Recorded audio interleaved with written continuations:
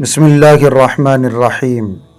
محترم ناظرین، صحابہ کرام رضوان اللہ علیہم اجمعین کے مزاجوں میں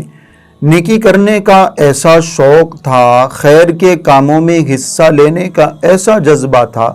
کہ کسی بھی نیک عمل کو وہ چھوڑنا نہیں چاہتے تھے۔ مالدار ہیں تو مال خرچ کر کے ثواب کما رہے ہیں، غریب ہیں تو مختلف اعمال کے ذریعے سے ثواب کمانے کی کوشش کی جا رہی۔ ایک بڑی عجیب روایت ہے، حضرت ابو ہریرہ رضی اللہ عنہ سے منقول ہے، فرماتے ہیں کہ جو غریب صحابہ تھے وہ حضور پاک صلی اللہ علیہ وسلم کی خدمت میں پہنچے۔ انہوں نے عرض کیا، اللہ کے رسول، جیسے مالدار لوگ روزہ رکھتے ہیں ہم بھی روزہ رکھتے ہیں، مالدار لوگ نماز پڑھتے ہیں ہم بھی نماز پڑھتے ہیں، ان معاملات میں تو ہمارا ثواب ان کا ثواب برابر ہے، لیکن ان کے مالدار ہونے کی وجہ سے وہ زیادہ ثواب کما رہے ہیں۔ وہ پیسہ خرچ کر کے حج کر لیتے ہیں، پیسہ خرچ کر کے عمرہ کر لیتے ہیں، پیسہ خرچ کر کے زکوٰۃ ادا کرتے ہیں، صدقہ خیرات کرتے ہیں، ان معاملات میں وہ ہم سے آگے نکل رہے ہیں۔ ہم بھی چاہتے ہیں کہ نیکیاں ہماری ان کے برابر ہو جائیں، ہمیں بھی وہ حج اور عمرے کا ثواب مل جائے۔ حضور اکرم صلی اللہ علیہ وسلم نے صحابہ کے اس شوق کو دیکھا، ان کے جذبے کو دیکھا اور ارشاد فرمایا، کیا میں تمہیں ایک ایسا عمل نہ بتاؤں جس کے کرنے پر تمہیں بھی ان کے برابر ثواب ملے؟ یعنی جو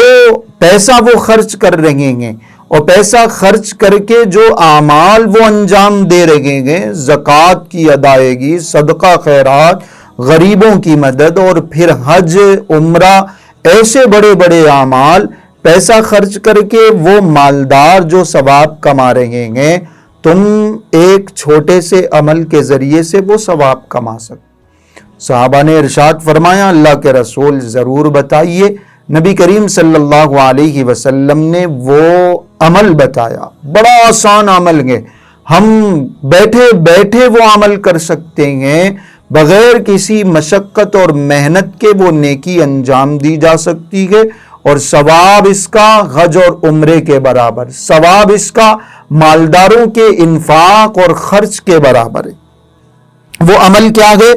آپ علیہ الصلاۃ والسلام نے ارشاد فرمایا، بخاری شریف کی یہ روایت ہے، نبی کریم صلی اللہ علیہ وسلم نے ارشاد فرمایا، ہر نماز کے بعد 33 مرتبہ سبحان اللہ، 33 مرتبہ الحمدللہ، 33 مرتبہ اللہ اکبر، یہ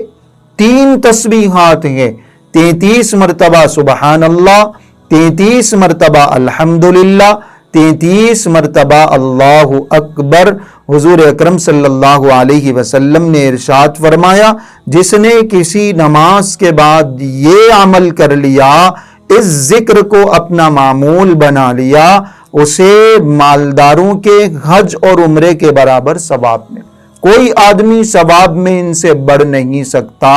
وہی آدمی ان کی برابری کر سکتا کہ جو یہ عمل کر لے، جو یہ وظیفہ کر لے، جو یہ ذکر کر لے۔ 5 نمازوں میں ہمیں حج کا، عمرے کا ثواب حاصل کرنے کا موقع اللہ پاک نے عطا فرمایا۔ ہر نماز میں، ہر نماز کے بعد ہم یہ ذکر کریں گے، اللہ رب العزت کی طرف سے ہمیں یہ ثواب عطا کیا جائے گا۔ اللہ پاک ایسے کریم ہیں، بندوں پر ایسے مہربان ہیں، چھوٹی چھوٹی نیکیوں پر حج کا ثواب دیا جا رہا ہے، عمرے کا ثواب دیا جا رہا ہے۔ جو لوگ اب تک حج اور عمرہ نہیں کر سکے، جو وہاں نہیں پہنچ سکے، ان کے لیے یہ آسان سے موقع حضور اکرم صلی اللہ علیہ وسلم نے بتائے ہیں۔ یہ چھوٹی چھوٹی معمولی سی نیکیاں نبی کریم صلی اللہ علیہ وسلم نے ارشاد فرمائی ہیں، ان نیکیوں کو، ان اعمال کو انجام دے کر بڑا